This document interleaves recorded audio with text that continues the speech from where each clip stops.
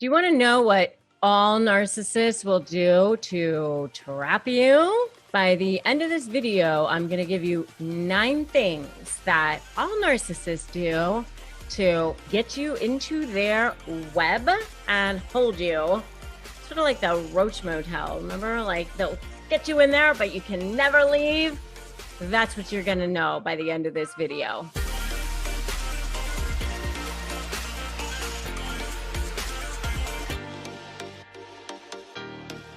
Hey there, I'm Rebecca Zung. I am an attorney. I am a narcissist negotiation expert. And on this channel and in these videos, I give you real tips and tricks, actual resources that actually work so that you can shift the dynamic and become the more powerful one when you are dealing with narcissists in your personal life, in your business life. If that is something that you actually want, then feel free to hit the subscribe button and hit that notification bell so that you can become the one who's actually on the offensive instead of the defensive for a change. Okay, so let's talk about what all narcissists will do to trap you, to ensnare you into their little web, their toxic web. All right, so number one, of course, they all start off with love bombing. So even if it's a business relationship, which is one that I had to deal with, and it was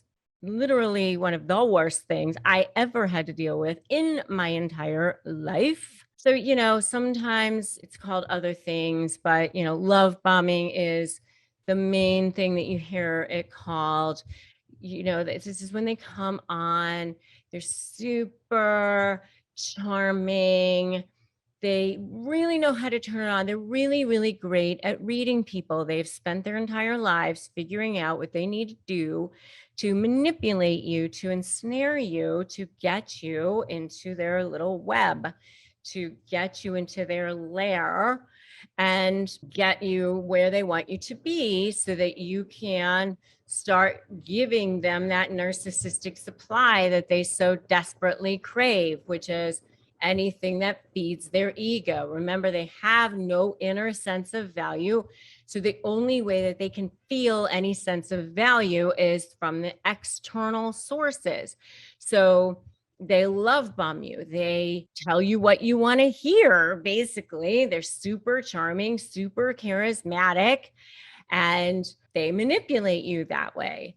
So whether it's a business relationship, which is if it's in business, they have the perfect client.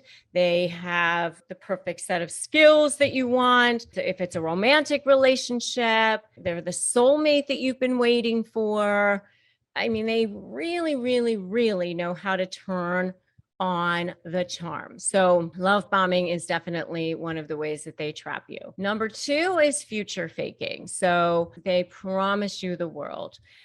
Everything is going to be amazing. It's going to be the best business ever. It's going to be the best life that you've ever had. Everything is going to be exactly what you've always wanted it to be.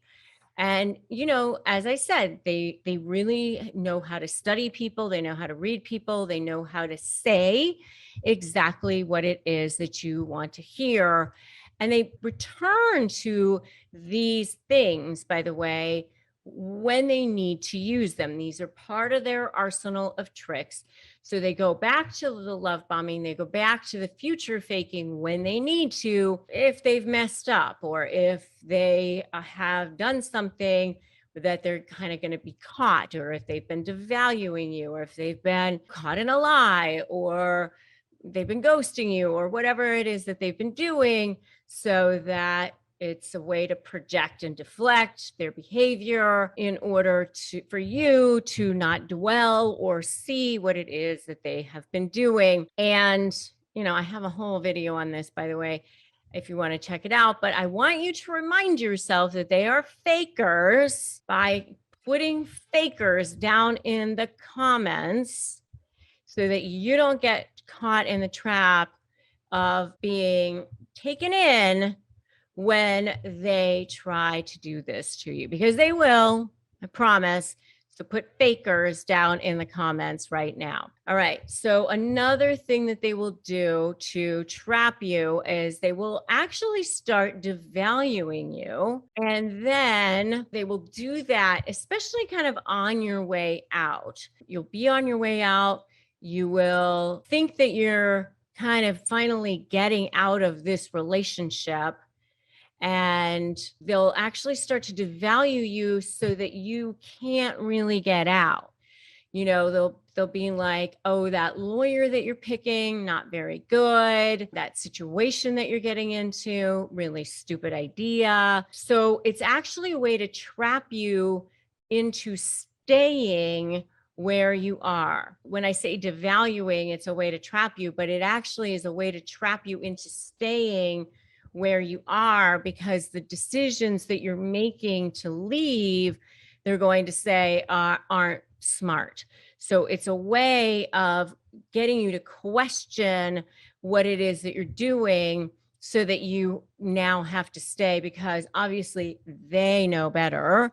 And so you kind of start thinking like they're the smartest people in the world.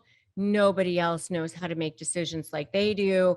And I can tell you that when I was practicing law and representing people like who had been victims of narcissistic abuse, it was frustrating for me as the attorney, because a lot of times people would think, oh, but they really know better. And you'd have to kind of help them to kind of unwind that thinking of, well, they actually do know better. And even though they would know that they're liars, that they devalued, that they'd been abused by them, they would still often think that they did know better, that they are smarter. And, you know, so unwinding a lot of that it takes some time sometimes. So anyway, so they devalue you on the way out. So number 4 is isolate you. They make you emotionally dependent on them. They break you down so that they can often be the one to make you feel better. It's also a very sick cycle. Hurt you, make you feel terrible, make you cry, so that they can actually be the one to console you. Also horrible, horrible cycle. Very sick. They want them sometimes to be the only one that you can depend on. So they really isolate you so that you have no family, no friends, but then you can't really even depend on them either. So totally isolate you.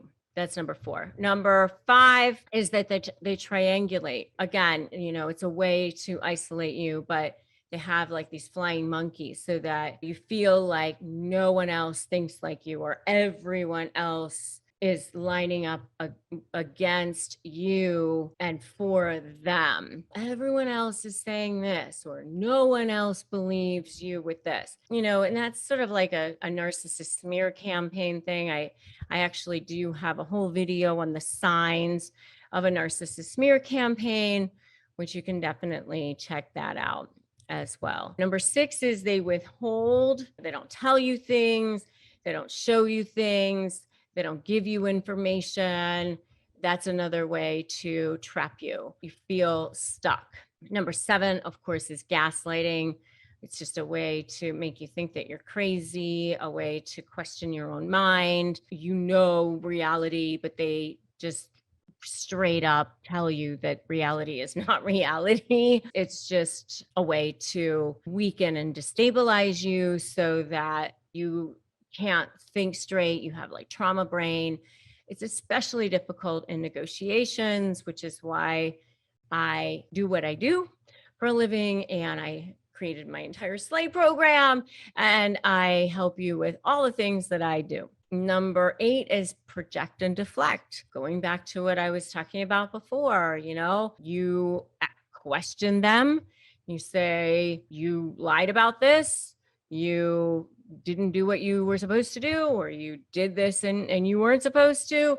You know, you catch them in a lie, or you catch them doing something and they say, no, I didn't do that, or somebody else did that, or whatever. They blame it on other people, or they say, oh, why are we dwelling on this? Let's just move to the future. Whatever it is that they need to do to just get you off of it at that time, because they just want to trap you into the situation of now. And then number 9 is, of course, just straight up lie, because they are liars. I mean, you know, it's the, how do you know that they're lying? Because their lips are moving. I mean, they lie about things they don't even need to lie about, which is really always very puzzling to me. That is one of the easiest ways to create leverage against narcissists, by the way. And in my SLAY program, I teach all of that. SLAY stands for strategy, leverage, anticipating, and focusing on you. And in the leverage part of the program, I do teach about how to use their lies against them. And it's so easy because they do lie all the time. Sometimes their lying can look like passive aggression. They do use their, like, a passive aggression form of lying, especially the covert narcissists, which are one of the forms of narcissism that I absolutely detest the most, because it's like the stealthiest form of narcissism in a lot of ways. I had to deal with 2 of them. So yeah, awful. Anyway, I digress. Those are the 9 ways that I've seen narcissists try to trap you. I know that there are many other ways. And if there are other ways that you have seen, go ahead and drop it in the comments below. I would love to see ways that you guys have seen as well. And if you guys want to grab my free Crush My Negotiation prep worksheet, feel free to do that at winmynegotiation.com. If you like this video, give it a like, give it a share, and feel free to subscribe to this channel. Subscribe, hit that notification bell. Free resources right here on this channel. And also feel free to join my free private Facebook group for more support, more help, more resources, Narcissist Negotiators with Rebecca Zung. And we'll drop links to everything below as well too. And please remember that it is always a great day to start negotiating your best life. Don't let narcissists get the best of you. And remember to never give in, never give up. They only win when you stop trying. Okay? So I will definitely see you in the next video.